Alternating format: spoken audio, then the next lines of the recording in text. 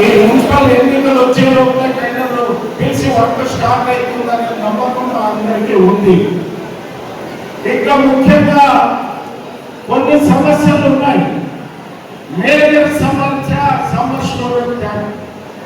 ఆ రోజుల్లో నేను ఎమ్మెల్యే ఉండి తెలుగుదేశం ప్రభుత్వం ఉన్నప్పుడు ఆ సమ్మర్ స్టోరేజ్ ట్యాంక్ తెచ్చాం అని, ఇప్పుడు మళ్ళా ఇంకో కొత్త సమ్మర్ స్టోరేజ్ ట్యాంక్ కావాలి. ముఖ్యమంత్రి గారి దృష్టికి మేము నలుగురు తీసుకొని పోయి అది కూడా సాధించేదానికి ఎమ్మెల్యే గారి నాయకత్వంలో అది కూడా సాధిస్తామనే నమ్మకం నాకు ఉంది. తర్వాత వైడనింగ్, రోడ్ వైడనింగ్ అది కూడా ఉంది. అది కూడా మేము పోయినప్పుడు దాన్ని కూడా ముఖ్యమంత్రి గారి దృష్టిలో తీసుకొని పోతాం.